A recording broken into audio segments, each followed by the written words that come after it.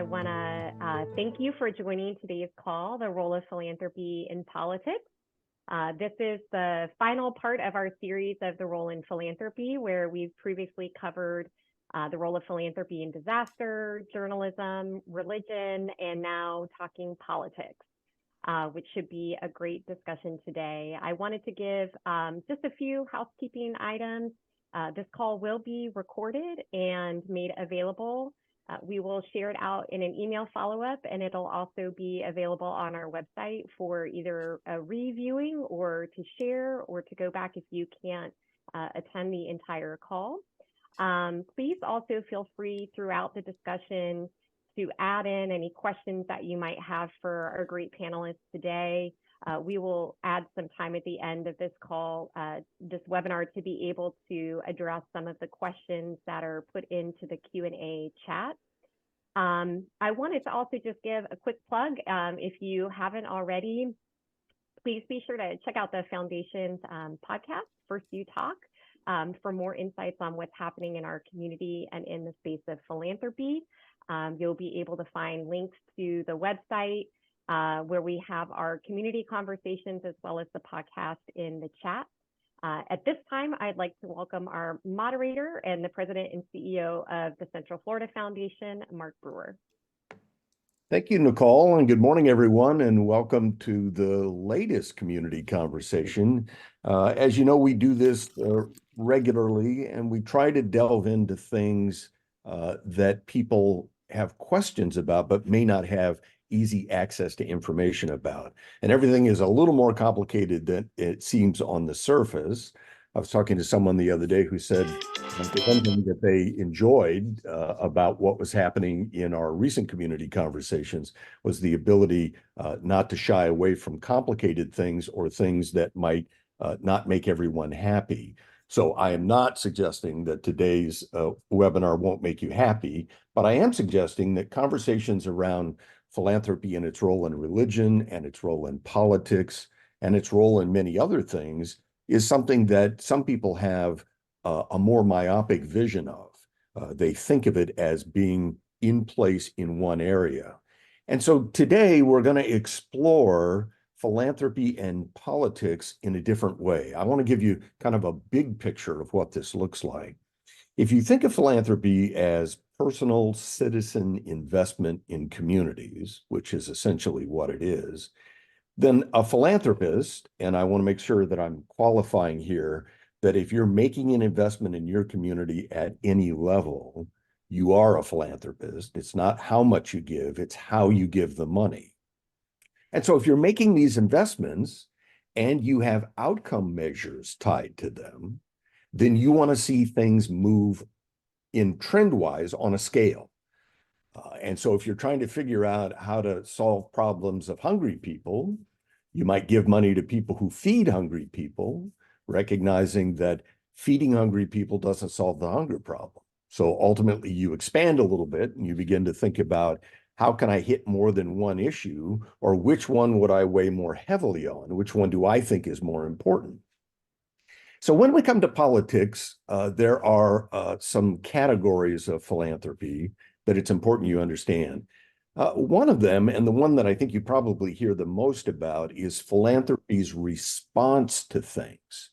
So when policy changes or elected officials change and policies change, philanthropists sometimes circle around those changes to try to soften them, change them, or accelerate them, depending on where you are on the political spectrum of what you think of those policies.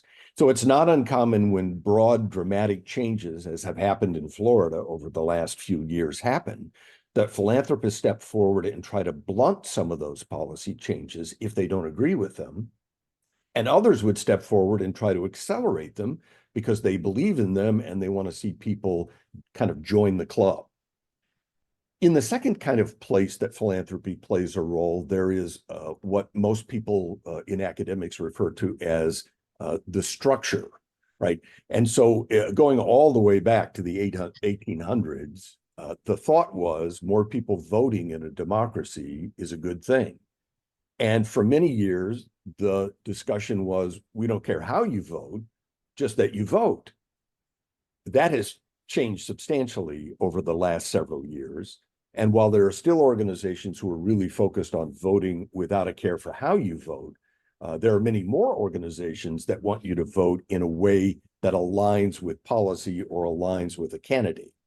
And so in that space, philanthropy is tapped, and not to get tax law crazy here, but some of that giving is tax deductible.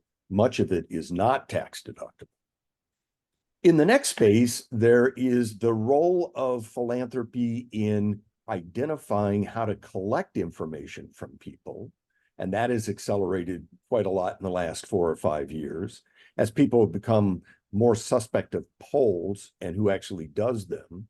There are many nonprofits and policy organizations that are doing deeper dives into analysis of what people actually think and what they want in policy spaces. And that tends to be a key draw for some philanthropy, especially in the midterms and at the presidential election point. And then there is the issue of policy and candidates themselves. So imagine yourself a philanthropist who cares about education. That is a primary issue for you. And now we're in a presidential election year in which some of the candidates are articulating very broad and deep policy shifts that they believe that they can bring. Now, in a presidential election year, that's always a little crazy because the president doesn't do as much in education as he or she thinks they do. But the reality is, if I'm painting for you a portrait of how education would be different under my presidency, you might actually shift some of the money that you use in philanthropy to support education organizations to support me.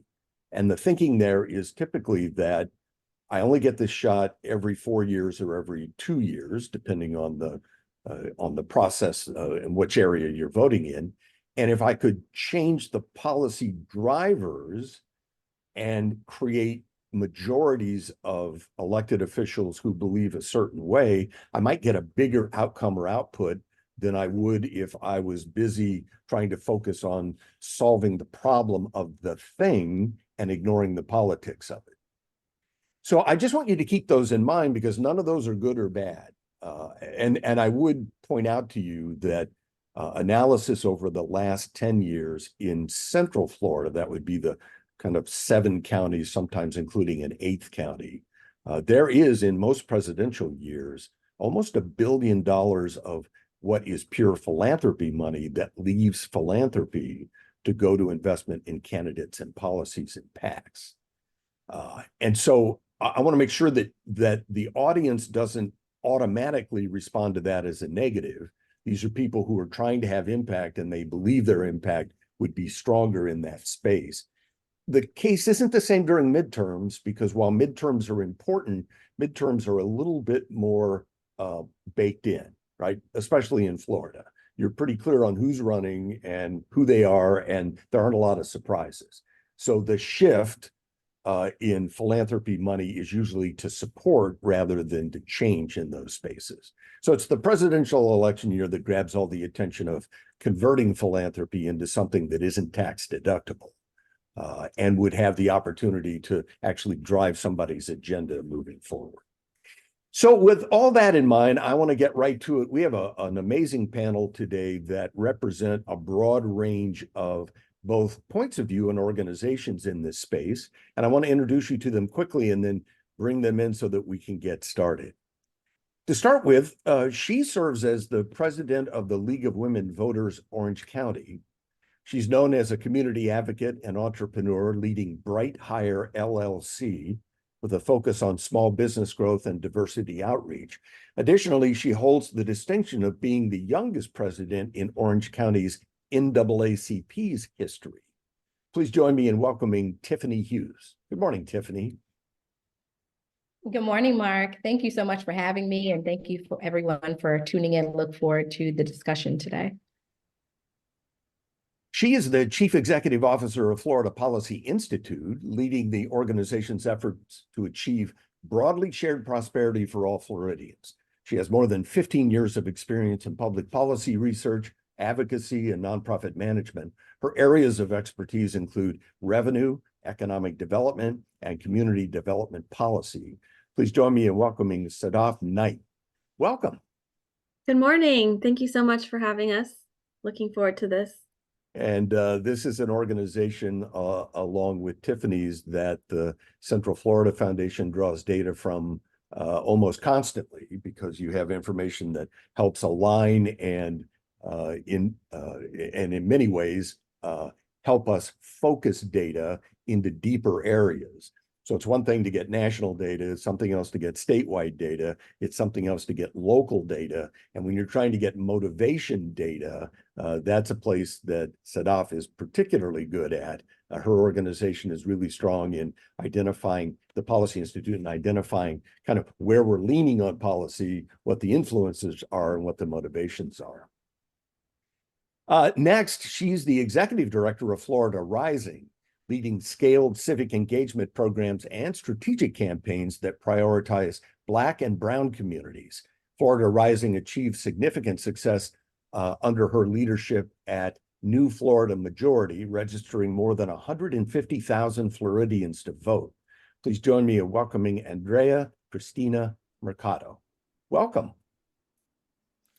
Thanks for convening this conversation, Mark. Pleasure to be here. Next, she is the National Deputy Director of Campaigns and Programs for what was originally called Mi Familia, Vota. And in a minute, she'll tell you that the organization has changed its name to include more of an action focus in the work that they do. And I'll let her explain that in a minute. She focuses on democracy access, gender equality, and climate justice. She joined in 2017 and previously led the Texas State Director, empowering Latino representation through electoral and advocacy efforts there for the same organization. She is Angelica Razo. Welcome, Angelica. It's good to have you here today. Good morning, everyone. So excited to be here. Yes, Mi Familia Vota Education Fund is now Mi Familia en Acción. We know that there is much more than voting that we have to get our community to get involved in. So thank you so much for having me. So that's an interesting start, Angelica, as I think many organizations, whatever they call themselves, have had to blend over the last 5 to 7 years, this process of figuring out what the process is to get people aligned and engaged, but then how do you take action to do more than just inspire them, but maybe create a path for them to walk on and create the training and access to information that they need to do it. Was that the reason for adding action to your name so that people are in this? A little bit of context. Our Mi Familia Vota remains our C4 political arm. And then we had education fund. But yes, the origin of our organization from 20 years ago, we were inspired to get folks to turn out to vote. And then along the way, we realized there is so much more than we need to do. And there's so much more that we have been doing. And so now this is, part of our rebranding look and feel, but also really leaning into the values and the work that we want to continue to engage in our community. Got it. Thanks, Angelica. And just a technical tax note for the audience that might not be aware of that. Many advocacy groups have a 501c4 paired with a 501c3, and not to turn this into a tax seminar, but the C4 is not tax deductible. The C3 is tax deductible. And so in most cases, the C3 is an education arm of the C4, where the C4 is doing the policy work or the engagement work, in which it can do things the C3 can't. And the C3's primary purpose is to provide the education and make certain that people have the information necessary to do the work. So I want to start today, ladies, with just a kind of lean toward data for a minute, because data is the important part of people getting kind of a broader understanding of how things work in the aggregate and also as a whole. And so I want to talk a little bit about giving in advocacy and civic engagement, which are the kind of core principles of how you first engage in a democracy. And then the next step is when once you're engaged, then everyone wants to influence you and give you a reason to move in a direction that might align with them. But I want to talk a little bit about advocacy and civic engagement and that space during specifically an election year, but more specifically a presidential election year. I'm interested to know how and what you all are looking at, and how things may have changed in this space for this particular time.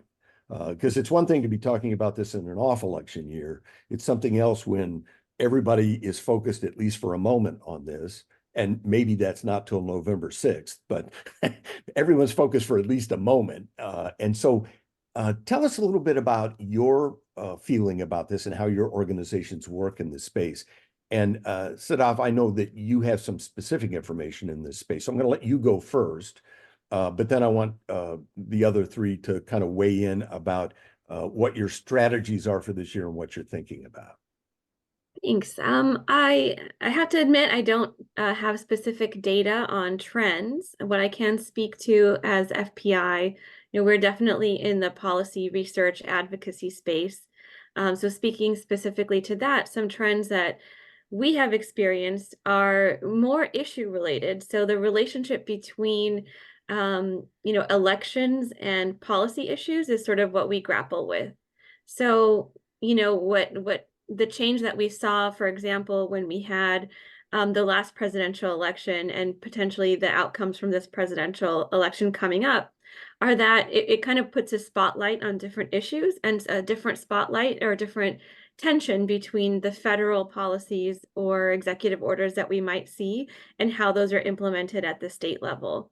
So, for us as an advocacy and policy research organization, and we do, a lot in partnership with coalitions and organizations around the state, is that oftentimes that brings a shift into what issues funders are interested in pursuing. And you mentioned earlier that stepping in to blunt or accelerate the impacts of certain policy decisions.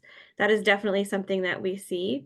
On the one hand, it's helpful and good that when there are a lot of big changes or potential impacts in our state that funders have stepped up. On the other side of the coin, however, is that it's challenging to build sort of a long-term vision toward a long-term vision and strategy that kind of keeps that kind of is steadfast and builds, gradually toward more systemic and long-term change. So, there's pluses and minuses, but I would say from our perspective, it kind of impacts what types of issues that funders are interested in supporting, and whether or not we fit the bill is a different question, but that's how I see it playing out. Great. So Tiffany, how's the League of Women Voters think about this issue? Absolutely. Thank you for the question, Mark. I like to say, at least in League and certainly in politics, there's no such thing as an off year.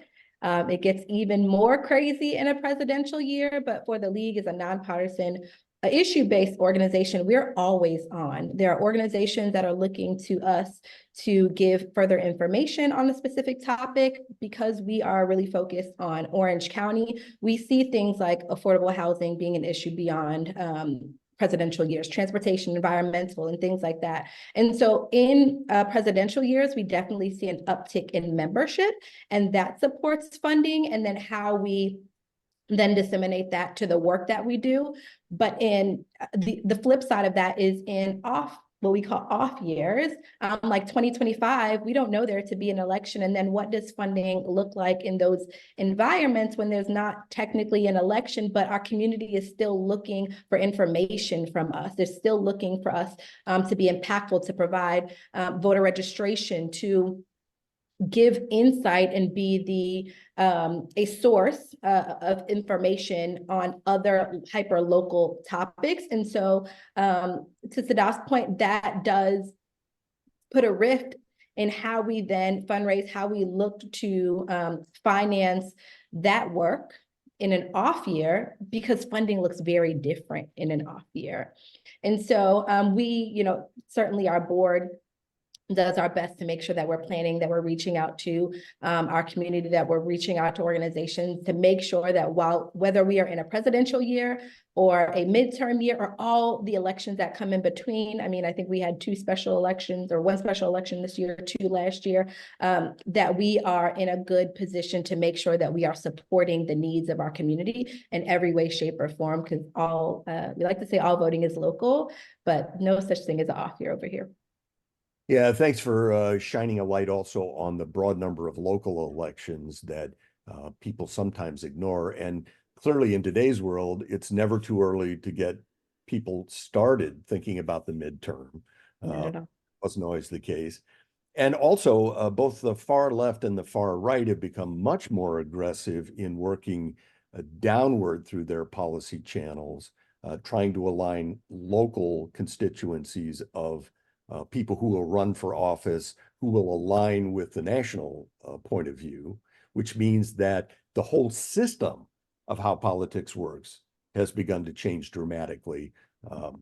That's a little tougher to do if you're in the middle of that continuum, because you're not as specific about outcomes and policy things as you need. But people on the far sides, they are, and they're more transactional about the policies they want to put in place. So I get that now all of a sudden this is 24/7 all the time and not just during an election year. Absolutely. So Andrea, you have history on both the advocacy side and also on the what I would call the motivation side of things. How do you feel about this process? Yeah. So I think first I would say, we're a membership-based organization. We are organizing year-round have 9 offices across the state, including a headquarters on Lake Eola in Orlando and another one in Miami. And we believe, as an organization that's dedicated to expanding racial equity, advancing democracy, and taking climate action, we know that we have to use all the tools in the toolbox. So we have a C3 organization, Florida Rising Together, a C4 organization, Florida Rising, and a state and federal PAC, because we believe that that's what it's going to take. And, I think a lot of our work is going in communities talking about how politics impacts their everyday lives, whether it's with a capital P or a lowercase p, those policy decisions impact the quality of our schools, the state of our parks, our access to healthcare, our, funding for arts. Sadaf has all of the reports that you need to understand that. But, so I think on the C4 side, we do engage really explicitly in elections. But I think with a critique of how politics does, and I think that you were speaking to that earlier, Mark, of resources that kind of flood into the state, all these sandcastles that are built, and then wash away the day after an election. And so, I think a lot of the agitation and the work that we do is to encourage donors and to encourage all of us in the state to think about how are we building long-term infrastructure that doesn't shut down the day after election, infrastructure that is doing work come December, January, February, all the time. And I think I would also just point to there's the work that happens on the C4 side, the political side, but there's also electoral work that happens on the C3 side, what we call the civic engagement work, that does scale up in a presidential election year. So our voter registration efforts, our election protection efforts, there's some work that has to be done, like monitoring elections, voting rights, monitoring voter purges. That is work that oftentimes requires more resources in an election year. So it's important to note that. But appreciating the conversation so far. So that's a bit of a shift in recent years too, and clearly Sadaf is in this space, but keeping people focused on the outcomes of what happens in politics rather than the transactional promise of what could happen in politics. which for the most part, that's why you have that broad range of people step up and start trying to encourage you to do things during election years, and then the sandcastles wash away. So as organizations begin to build out their platforms to keep some focus in off election years, it gets people to focus on the outcomes. Did I get what I voted for? Is that did any of the promises made actually happen? And would I know that if I didn't have access to organizations and data that would help me in that space? That's good. So Angelica, in your action phase, have things changed, or how do you typically address this issue of what it looks like, both advocacy and civic engagement during an election year? Yeah, I mean, and I don't know if this is the time, but how Florida is showing up in the national space has also changed very significantly in recent years, right?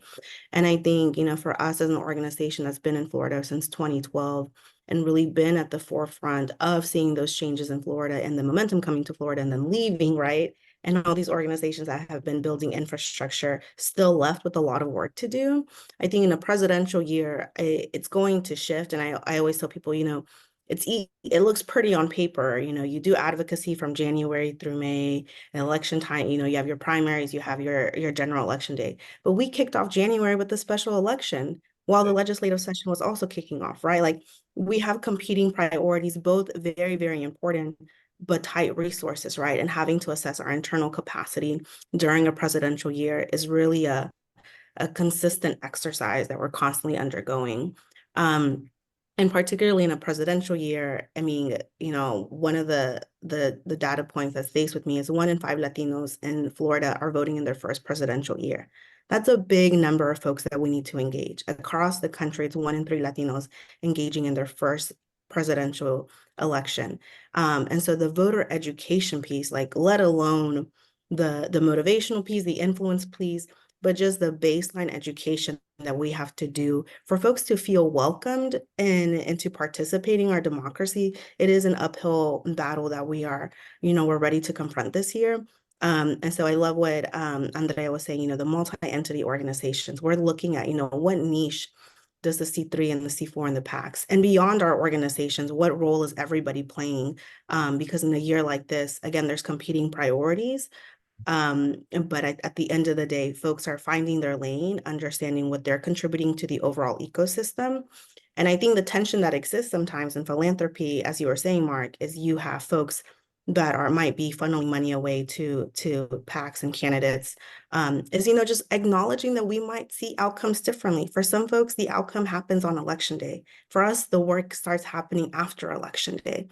And so I think that's hard, and that's the tension that exists. But if we can acknowledge that, understand where our values align and where they might start to fork a little bit, but again, understanding what role are you playing, what role are we playing as an organization, and continuing to build out that infrastructure is just super important. And this, I think it's presidential year is an opportunity, but it's not the end all be all for us.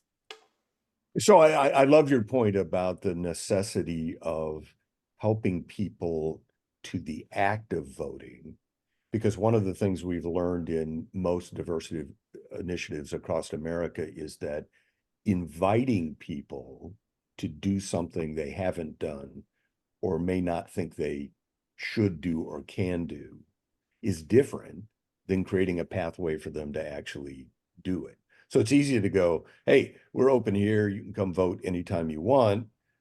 There's a difference between that and actually empowering people to go and do it for the first time when they've never done it before and might have their own set of fears and issues around doing that, and how they engage with other people as they do it for the first time. So I think that's important. Mm-hmm.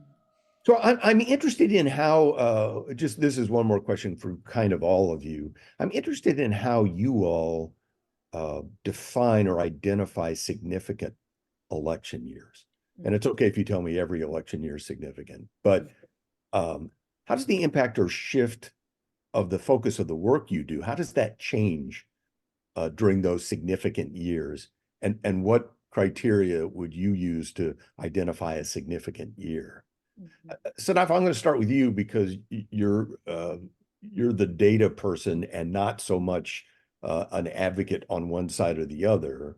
So I wonder, as you look at data and you look at the activity that goes on in these years, what do you think people think a significant election year is?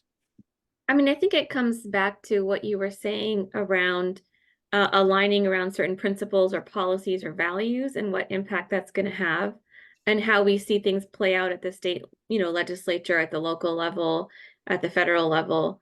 One significant way that the outcome of elections impacts us in Florida is around administrative advocacy, which, by the way, is not considered lobbying under the IRS. So we can do as much of that as we want. So, and we do a lot of that. And so how that plays out is really impactful.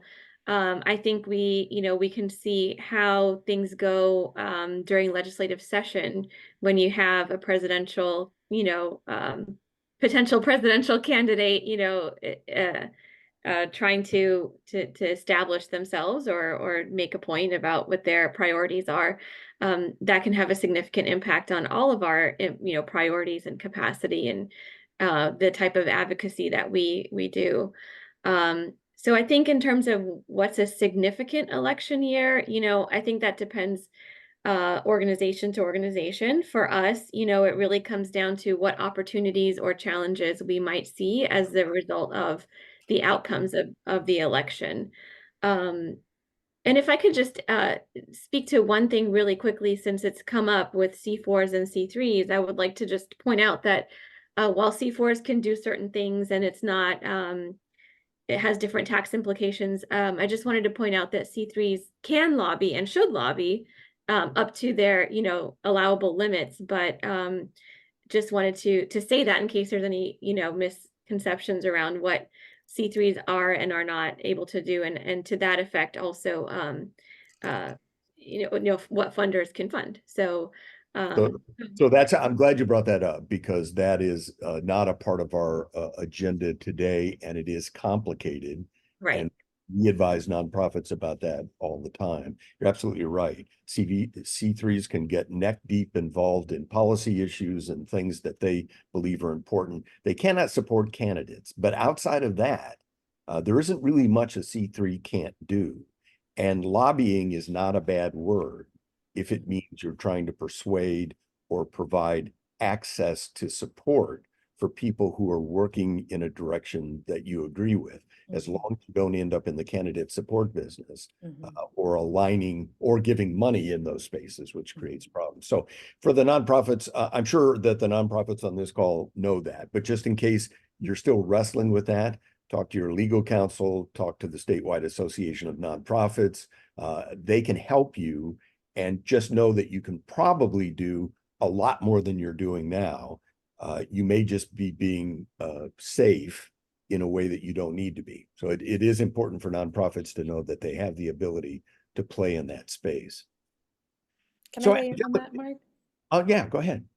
Yeah, I mean, I just want to share that I worked in immigrant rights and founding the National Domestic Workers Alliance in C3 organizations for 15 years before coming to New Florida Majority, now Florida Rising, and leading C4 and PAC work in addition to C3 work.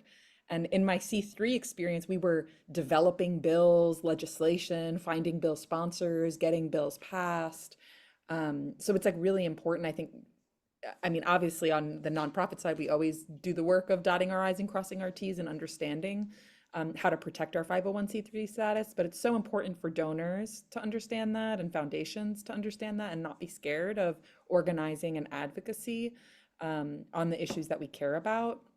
And then, to your question around like what makes for an important election, like it's how do you understand the time, place, and conditions? And, there's a reason why, after the 2016 election, I was like, I think I want to focus on Florida and do C3 work in addition to C4 and PAC work. And we're experiencing right now a crisis in our democracy and attacks to, undermine our democracy. We saw challenging of a presidential election, insurrection at the White House, which had never been seen before in our history, a climate emergency, and just deepening and entrenchment of discrimination and white supremacy. And so I think that there are real crises in front of us, and I think that does create a lot of urgency in the field. But I love your emphasis on outcomes, because I think it's also important to note, like for different from like a political party, for us, our outcome isn't always, sometimes, yes, we want to win a greater access to abortion in Florida this year, and expand healthcare access and stop government interference. Like there may be policy outcomes, but also I think for a lot of our organizations, there's also outcomes around developing leaders, particularly in a state like Florida, given our context and given that it's a marathon, not a sprint. A lot of times our outcomes are on like how many people developed their leadership skills, feel comfortable talking to an elected official, say they want to run for office, are voting for the first time, to Angelica's point. And I'll never forget one of our members, like a policy we worked on for a long time failed, and did not pass and did not come into being. But she said, they may have like vetoed this policy, but what we have learned can never be taken away.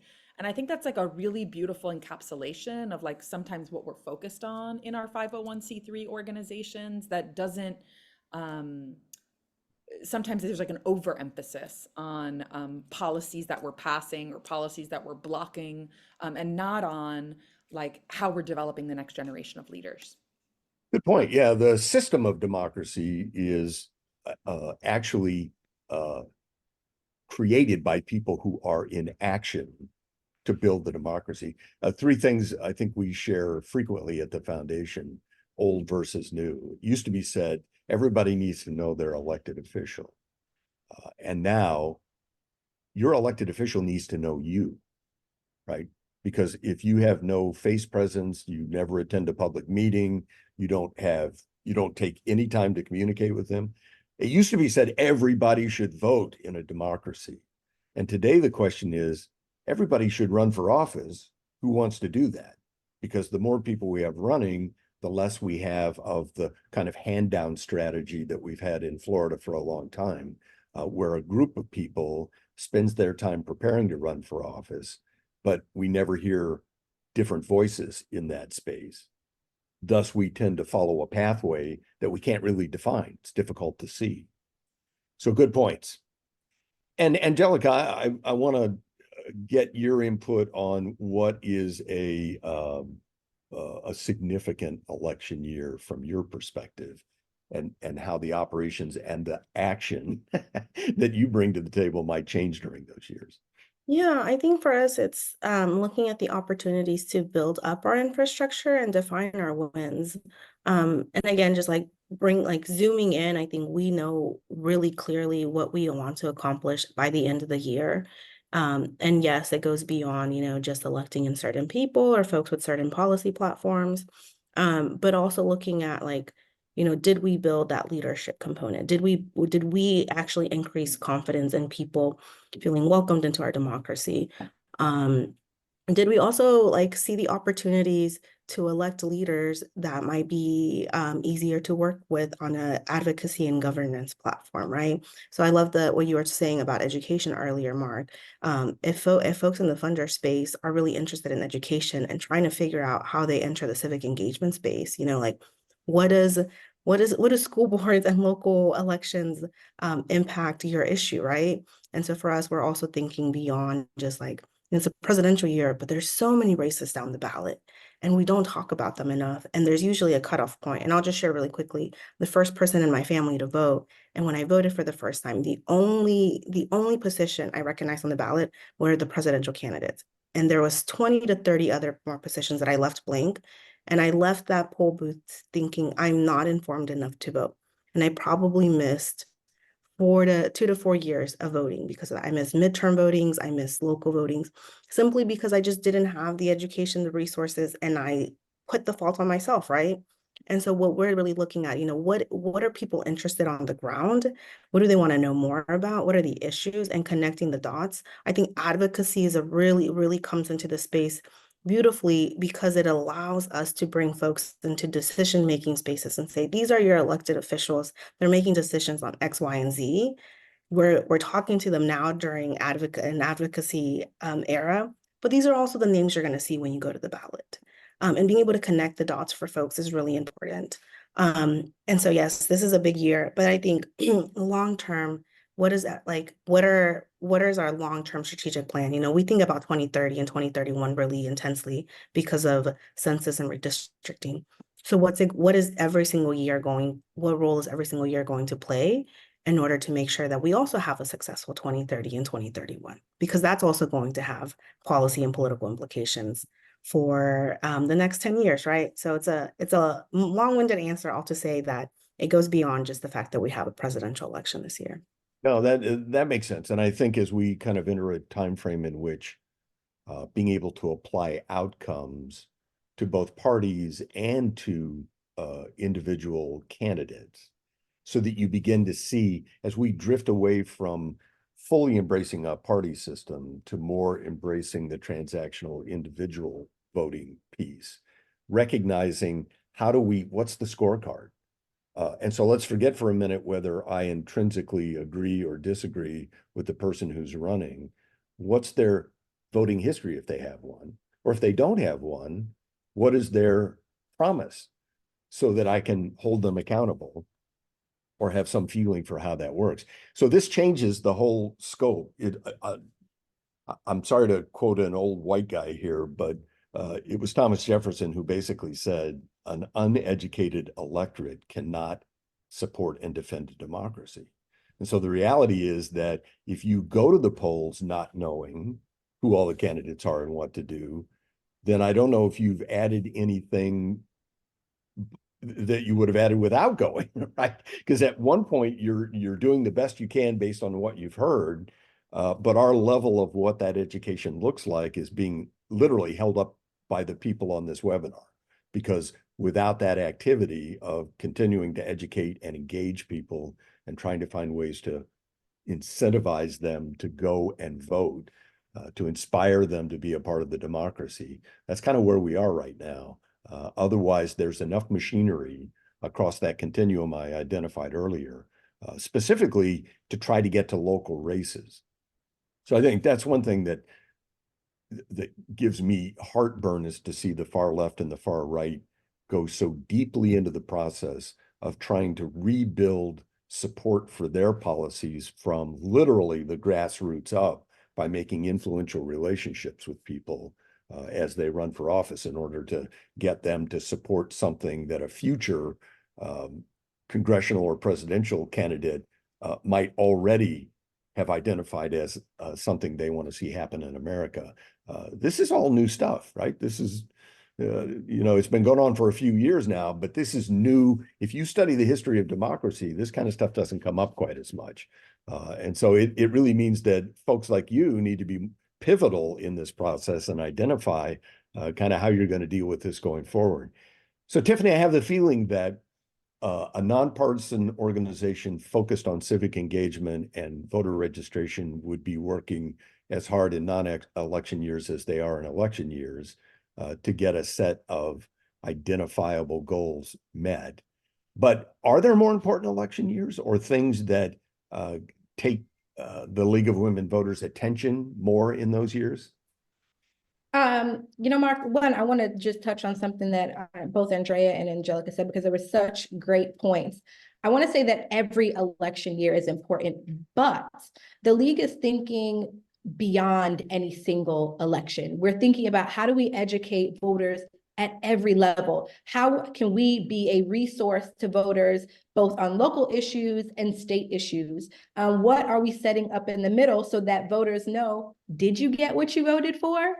right? You had this list of priorities, you picked your candidate, no matter who that candidate was, you picked them. And now how do we hold those elected officials accountable? How do we make sure that our voters in our community find agency in picking up the phone and calling their elected official? To your point, making sure that the elected official knows them. That is the work that the league does at all times. The day after election and every day in between, making sure that our community feels empowered when they go to the ballot box, and in the presidential years and all the elections that come in between that.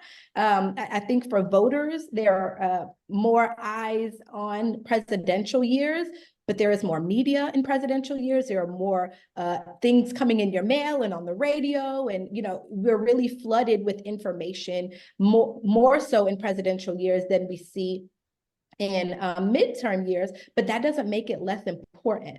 And then thinking, just funneling down to Orange County, when transportation was on the ballot, I don't believe that was the same year as the presidential, but it was as important, right? When we see environmental issues like Split Oak coming up before the council, that's not on the presidential ballot. And so that's the work that the league is doing to make sure that at every step, our communities engage and involved, because it may not be at the ballot box, it may be at your city council meeting. It may not be at the ballot box, but it may be at your local council meeting. And so how do we build up that education, that empowerment in every year, so that when we get to presidential years, I know how to do this. I've gotten engaged, I've gotten involved. I feel empowered to then head to the ballot box and say, I want to cast my vote at the top of the ticket and everything in between, because I've gotten in the habit of being involved. So that's really the work of the league. All of the elections are important. Getting to the ballot box is the work that we are always going to do. But in the middle of that, how do we empower voters so that they feel like when they get there and when they have any other issues going on in the community, that they feel like they can get engaged, that they have the zeal to get engaged, and they're empowered to do that.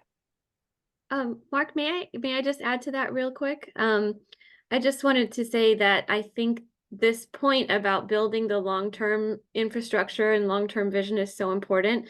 And the role that I see FPI playing with our partners, like everyone here on the call, who does more voter engagement and working with, Floridians across the state, is that FPI's policy analysis, our communications, our advocacy sort of buttresses the information, hopefully, that our partners can use over the long term to build towards a shared vision that we may have for greater equity in Florida, for better access to housing, healthcare, education, all the things that we care about.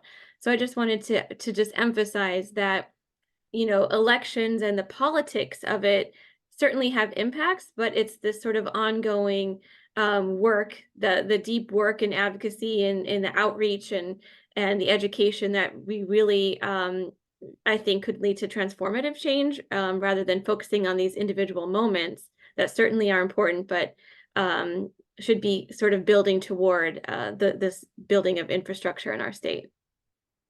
Yeah, clearly making political action on the at the level of voters more strategic and less transactional is kind of a critical thing.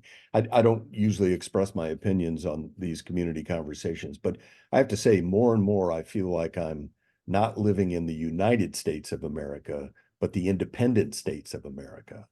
And if you study history, you will note that there are 3 times in history throughout the last 200 years in which things changed so dramatically in America that large populations of people moved from their homes to places they believed and felt were more aligned with the way they believed. And I actually think we're going to see that over the next 5 to 7 years as we wrestle with issues that are illegal in some states and legal in other states. More and more people begin to think, well, gosh, do I really belong in the place I am? I may want to live with people who think a little more like me.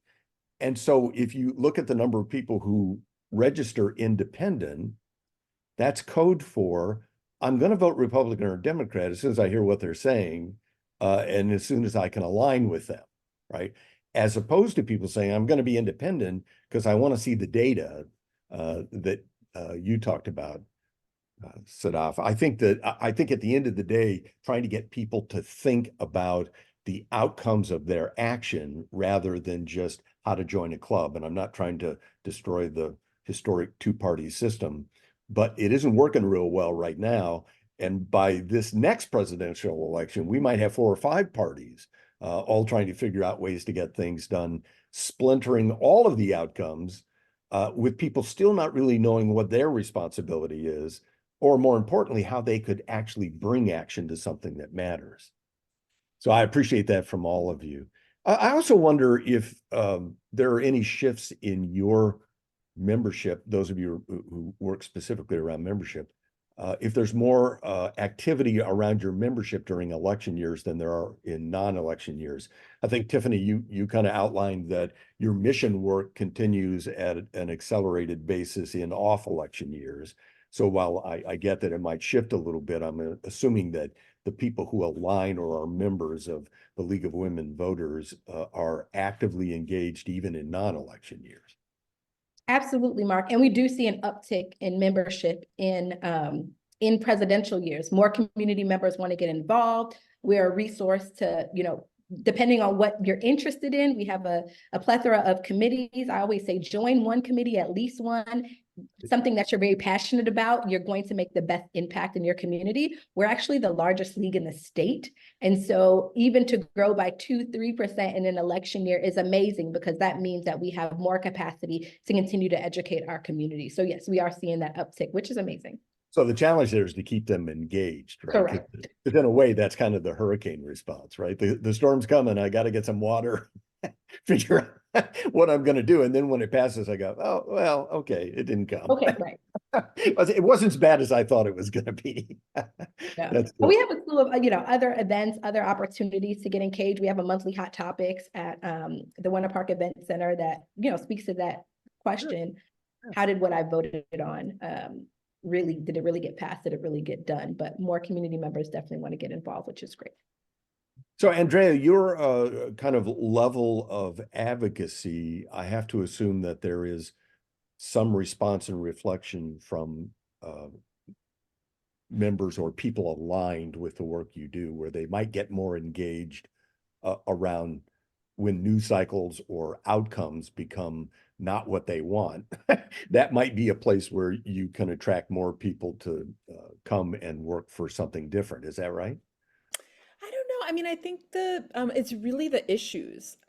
So, we have organizers really out there in communities all the time, like listening to folks and like what's going on. So, and then our members in our monthly meetings and in our statewide assembly will vote on their priorities. And so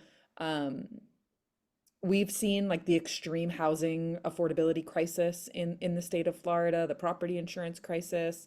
Our members have been consistently saying that's the issue that they care about, that I wouldn't say it transcends the electoral cycle. And we do a lot of education so people understand the role that our state legislature, our county commissions, the federal government has on housing issues.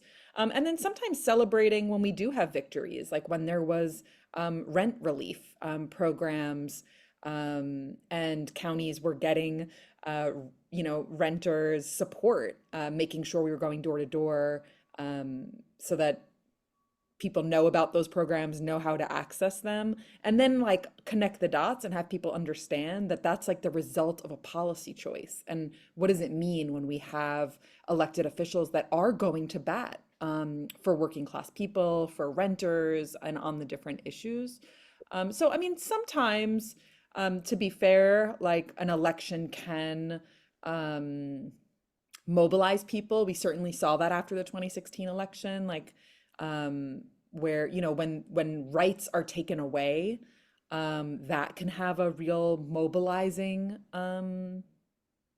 effect and like cause an upswell.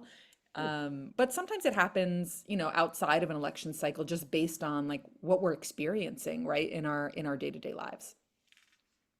So we at the foundation work in a lot of deep and strategic areas, but we face the same issue here in that things are transactionalized sometimes, where people don't actually know what the problem is. They can't define the problem. And affordable housing is a great example of that. So everyone in Florida has an affordable housing problem. But people who earn $50,000 and less in Florida have an attainable housing problem. They can't get housing anywhere near where they work. And so when you start to help people actually understand the problem you're trying to solve, it gets them a little more aligned around what they're hearing, and less focused on solving broad, complex problems that if you could solve it the way it's described to you, it might not have any impact on you at all. So at the end of the day, I get that. And I think you all have to kind of parse that as you go. Angelica, are there differences in the way people align with you and connect with you in election years versus non-election years? Yeah, there's always an uptick of folks that are interested in learning how they can participate. I think, our approach has been, making sure that everyone feels like they have a role to play, even our non-eligible voters, our younger folks, because, civic engagement is a lifelong activity, protecting democracy is a lifelong activity. And so again, election years are an opportunity to give folks access to take action. And then the other thing that I would also mention, like during an election year, we're trying to make sure that folks are building those habits, and seeing, how do they stay engaged after the election? That's where the advocacy piece, the power building on the ground is a really great opportunity for them to see, how do I continue my journey in this? Because again, the date is really clear when election date is, but the work doesn't happen. We just take a break, and then come right back to it. Sadaf, you do a great job of kind of releasing preparatory data before things happen, in a way that I assume part of your business model is to set the stage so that other people can engage folks around not just outcome data, but general trend data about where things are going, where we've been and where we are now. So I'm assuming that every year is as important, but do election years have something more specific for you? I would say not really. I mean, it's important work every year. So, we do look at what's coming down the pipeline, what we're seeing in other states that, is being floated here in Florida. So we kind of triangulate using information that we have from our national partners, from our in-state partners, from what our analysts are seeing. And I would say, election year or not, our work continues, and is just as important as every other year. Yeah. And whoever gets elected can't actually do any damage until next year. So there is that moment afterwards where we all kind of hold our breath. I want to bring my colleague, Nicole Donaldson, back to see if she's had a collection of anything that we haven't talked about that others want to talk about. Nicole? Thanks, Mark. We had a couple of questions submitted, but I know our panelists are responding to those live. And so that's a great place to go and check out some great questions answered. And I know we're about to run out of time.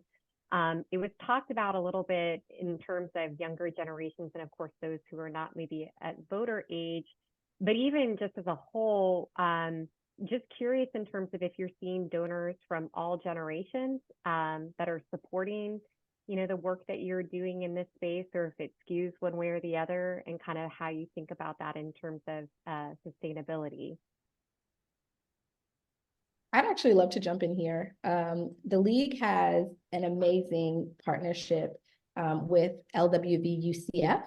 UCF has a chapter. It's the first in the nation to have one. They started, I want to say 2 years ago. And so they have a liaison through our league. And we also help and support the Democracy Project at Rollins College. If anyone has a moment, shameless plug for them. They have a Politics on Tap event that is just beautifully executed by those students. I definitely encourage you to, step over there to the Rollins campus. But we have about a little over 100 student members within the league. And so we help to support them through the events that they want to do. I like to say we just stand beside our students and support them in any way that they can, because they're definitely our future.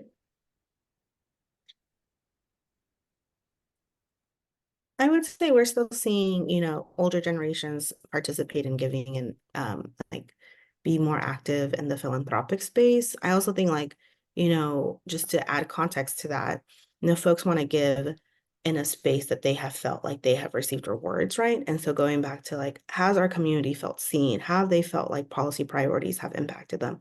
Do they see the payoff of this work long term? We're actively also trying to have those conversations within our community.